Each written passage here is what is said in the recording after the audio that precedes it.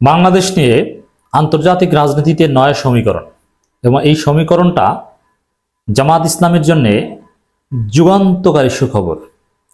জামাত ইসলামের প্রতিষ্ঠার পর থেকে আন্তর্জাতিক রাজনীতির সমীকরণ সবসময় জামাত ইসলামের জন্য অ্যাডভার্স ছিল, কখনো জামাত ইসলামের জন্য সুইটেবল ছিল না।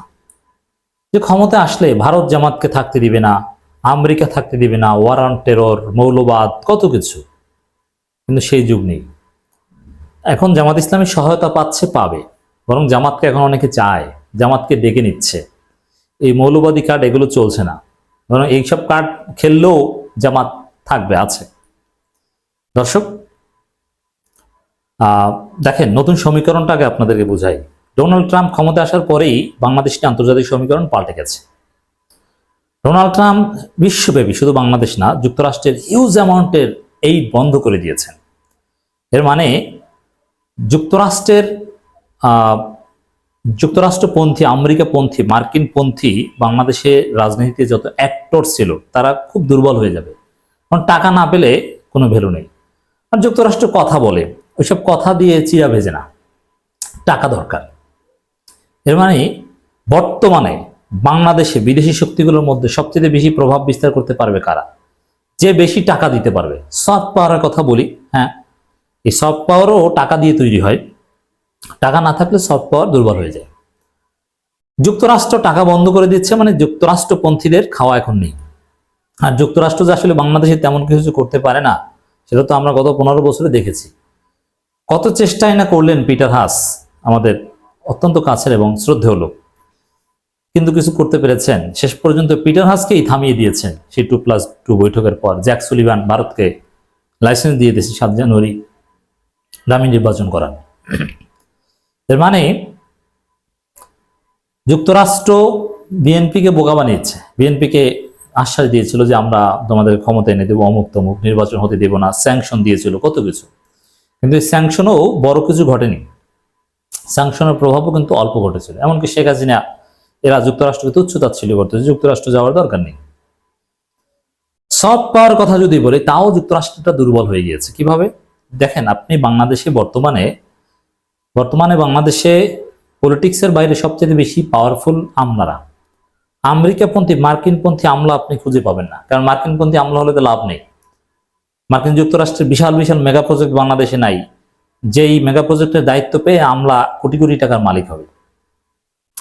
নানান কারণে আমেরিকাপন্থী সচিব আপনি খুঁজে পাবেন না। আমেরিকাপন্থী বিশ্ববিদ্যালয় ভিসি একসময় প্রচুর ছিল, নেই, এখন নেই। আমেরিকাপন্থী সাংবাদিক 2-1 আছে, দুর্বল। আমেরিকাপন্থী সাংবাদিক কে জানেন? চ্যানেল আই তৃতীয় মাত্রা জিল্লুর ভাই। কিন্তু জিল্লুর ভাই অত্যন্ত দুর্বল সাংবাদিক। তিনি তো ঠিক মতো স্মার্টলি কথাই বলতে পারেন না, খুব স্লো ও করে কথা বলেন, ফিলার ওয়ার্ডস। বাস্তবতা যেটা, তিনি স্ট্রং কোনো ন্যারেটিভ নির্মাণের সক্ষমতা রাখেন না। মার্কিনপন্থী সাংবাদিক এছাড়া আপনি পাবেন না খুঁজে। কোনো বিশ্ববিদ্যালয় একসময় ছিল, কিন্তু তারা সবাই এখন অকার্যকর হয়ে গিয়েছে।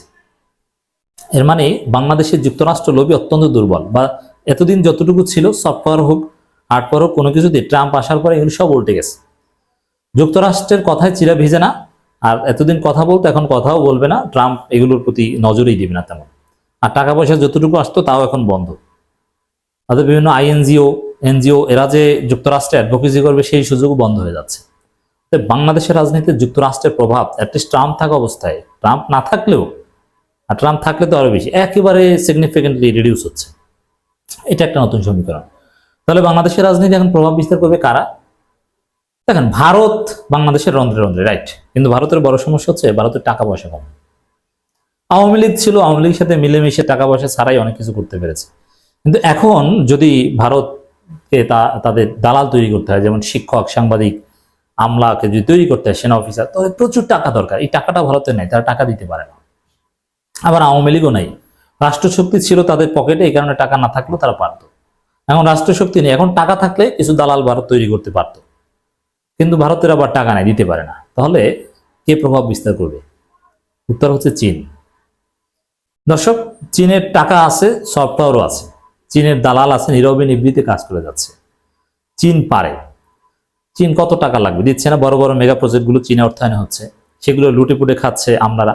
চীন যে ভালো বা এগুলো কিছু না, আমাদের কথা হচ্ছে যে আন্তর্জাতিক রাজনীতিতে ভালো খারাপ বলতে কিছু নেই, দেশের স্বার্থে আমরা যাদের হেল্প কাজে লাগাতে পারি, এতটুকু। এখন চীনের প্রভাব বাংলাদেশে বাড়ছে কিংবা বাড়বে, এটা অনিবার্য।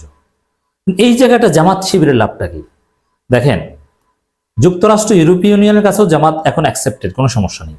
জামাত উদার গণতান্ত্রিক দল, কিন্তু একসময় ওয়ার অ্যান্ড টেরর, অমুক তমুক, ফান্ডামেন্টালিস্ট, এক্সট্রিমিস্ট নানান কথা বলে যুক্তরাষ্ট্র ইউরোপীয় ইউনিয়নের কাছে জামাতকে অনেকটা ব্ল্যাকলিস্ট করে রেখেছিল। ইউরোপীয় ইউনিয়ন তো একেবারে ব্ল্যাকলিস্টই করে রেখেছিল।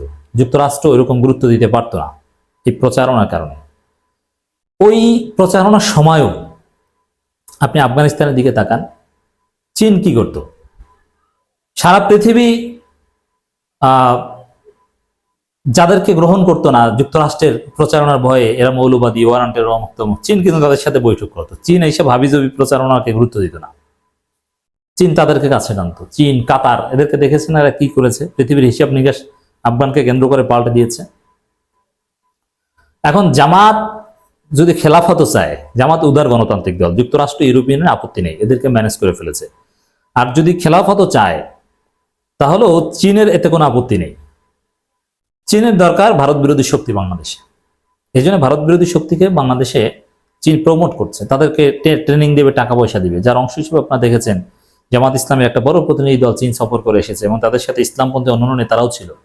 এবং আমিরা জামাতের কাছে আসেন চীনের রাষ্ট্রদূত, জামাতের প্রতিষ্ঠানগুলোকে নানান সহায়তার কথা বলেন, চীন বলেন। এই যে নতুন সমীকরণ বাংলাদেশের আন্তর্জাতিক, এটা জামাতকে ক্ষমতা আসতে এবং ক্ষমতা আসলে তারা যে ব্যালেন্সড ফরেন পলিসি, চীন যদি জামাতকে অত্যাধিক গুরুত্ব দেয় আর বিএনপি ভারতের পিছনে ঘুরে, এজন্য বিএনপিকে অত গুরুত্ব দেবে না। এই জন্য গণমাধ্যমে খবর হচ্ছে বিএনপির চাইতে বিএনপির মিত্রদের, ইসলামপন্থীদের গুরুত্ব দিচ্ছে চীন, বিএনপিকেও দিচ্ছে। কিন্তু বিএনপি যেহেতু ভারতের সাথে একটা সম্পর্ক রাখার চেষ্টা করছে বা ভারতপন্থী হয়ে উঠছে, অতএব চীন বিএনপির প্রতি অতটা আগ্রহ দেখাবে না। অতএব জামাত ক্ষমতা আসতে আন্তর্জাতিক সম্প্রদায়ের যতটুকু হেল্প বৈধভাবে দরকার, টাকা পয়সা বা ইন্টারন্যাশনাল এইড দরকার, এটা চীনের কাছ থেকে পাবে, যদি জামাত স্মার্টলি এটা কাজে লাগাতে পারে। এখন জামাত যদি নিজেরা ভুল করে এগুলো হারায়, সেটা জামাতের দুর্বলতা, কিন্তু জামাতের জন্য সুযোগ তৈরি হয়েছে। একদিকে ইউরোপীয় ইউনিয়ন কিংবা যুক্তরাষ্ট্রের কাছেও জামাতের পজিটিভ ইমেজ, তাদের সাথেও সম্পর্ক আছে, এবং চীনও জামাতকে কাছে টানছে। এটা জামাত কাজে লাগাতে পারলে জামাতের জন্য তুমুল সম্ভাবনা, এটা জামাতের জন্য আন্তর্জাতিক সম্পর্কের দিক থেকে একটা যুগান্তকারী সুখবর হিসেবে আমরা দেখতে চাই। এবং চীন প্রতিনিয়ত জামাতকে ডাকছে, বিএনপির মিত্র ছোট ছোট দলগুলোকেও দাওয়াত দিচ্ছে, চীন সফর করাচ্ছে।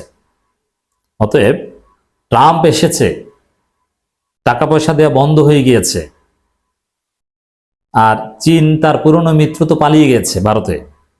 এখন ভারতকে সাহায্য করা দরকার। চীনের জাতীয় স্বার্থেই এখন জামাত ইসলামীকে দরকার, 2-2-4 মিলে যাচ্ছে।